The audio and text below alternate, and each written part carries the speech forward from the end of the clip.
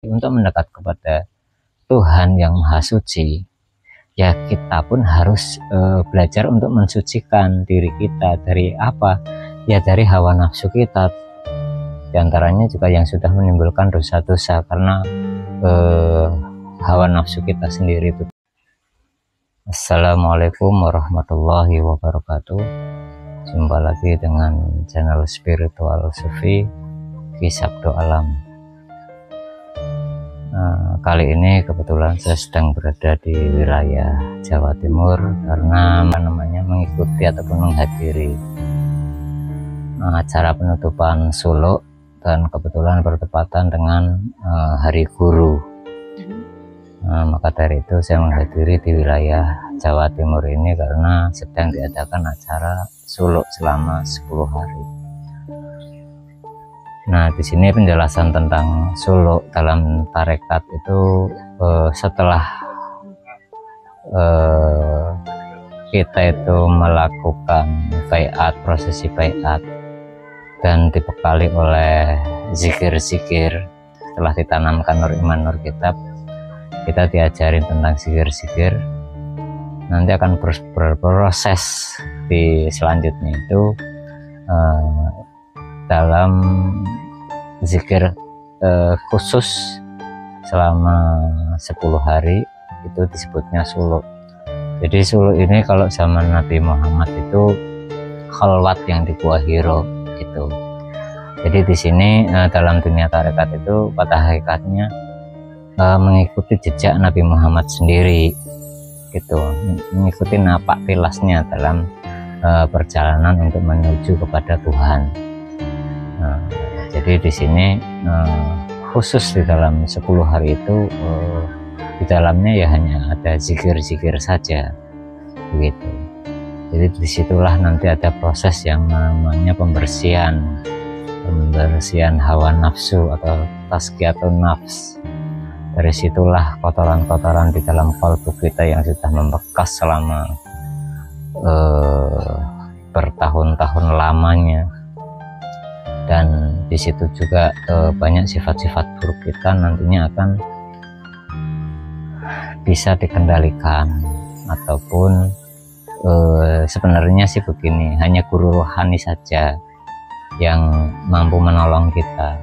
Jadi kita di sini hanya berusaha untuk berperang melawan hawa nafsu, karena kata Nabi dalam sabdanya, perang yang lebih besar dari perang Badar adalah perang melawan diri kita sendiri, yaitu ya hawa nafsu kita sendiri itu tadi.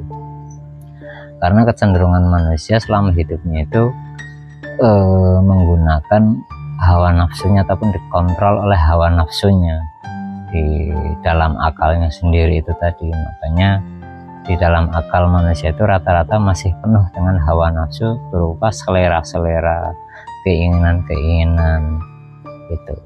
Nah, terkadang bentuk dari selera-selera itulah akhirnya memunculkan banyak pendapat-pendapat yang akhirnya umpamanya ada perbedaan pendapat, disitulah sering terjadi bentrokan ataupun benturan itu. Nah, padahal hakikatnya kalau memang Islamnya itu Islam secara kafah dan sudah mengalami pembersihan hawa nafsu, itu hakikatnya hawa nafsunya itu akan terkontrol. Jadi yang tadinya mudah tersinggung, mudah marah, itu nanti akan lama-lama akan berkurang, bahkan ya rasanya biasa saja gitu. Jadi itu namanya sebuah proses gitu. Jadi dalam perjalanan ini sebenarnya intinya yaitu tadi, untuk mendekat kepada Tuhan yang Maha Suci, ya kita pun harus belajar untuk mensucikan diri kita dari apa? Ya dari hawa nafsu kita. Di antaranya juga yang sudah menimbulkan dosa-dosa karena hawa nafsu kita sendiri itu tadi. Maka dari itu bagi para pejalan yang dalam hidupnya itu bertujuan untuk menuju kepada Tuhan ataupun mengenal Tuhan, tetap harus melalui setelah menemukan tali wasilah akan mengalami proses ataupun melalui proses baiat. Nah, dari proses baiat itu setelah ditanamkan nur iman, nur kitab, selanjutnya akan melalui proses yang namanya suluk ataupun khalwat. Kalau zaman Nabi Muhammad itu di dalam Gua Hira. Jadi untuk keselanjutannya nanti akan terus berulang sampai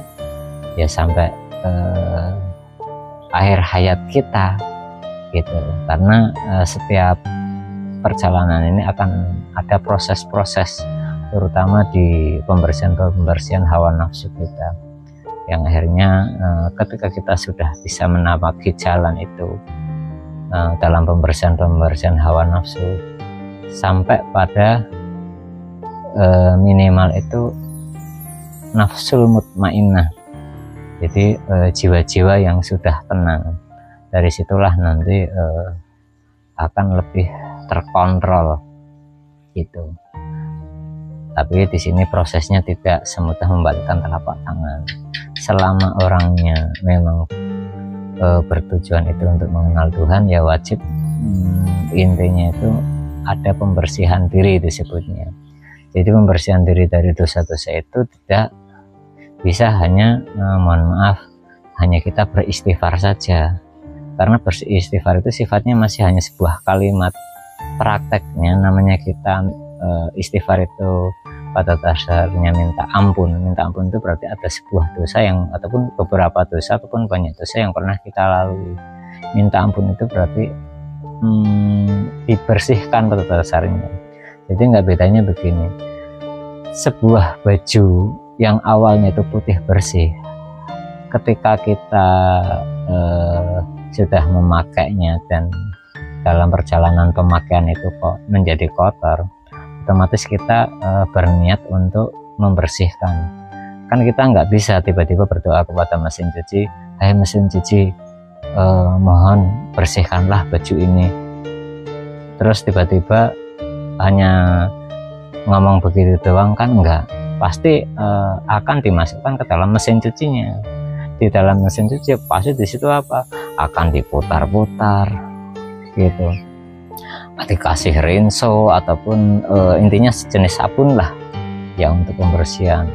Diperas, dikocek-kocek, itulah namanya sebuah pembersihan gitu. Jadi tidak hanya tiba-tiba kita beristighfar terus dosa kita terhapus, enggak semudah itu. Karena nanti nggak bedanya begini, ketika kita menyalahi orang kan nggak bisa kita tiba-tiba hanya minta maaf urusan selesai. Maksudnya dalam artian pasti di situ ada yang namanya sebuah bekas.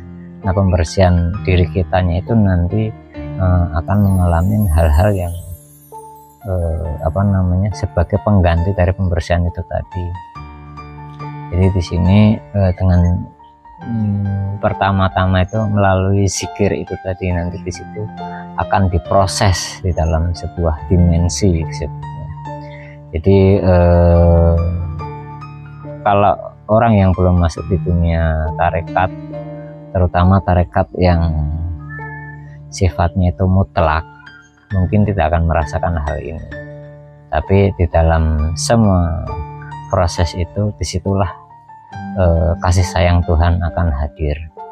Poinnya sih di situ. Jadi untuk sementara saya cukupkan dulu, nanti saya lanjut lagi di sesi berikutnya. Mungkin masih membahas tentang bab suluk. Baik, terima kasih untuk saudaraku semua dimanapun berada. Terima kasih.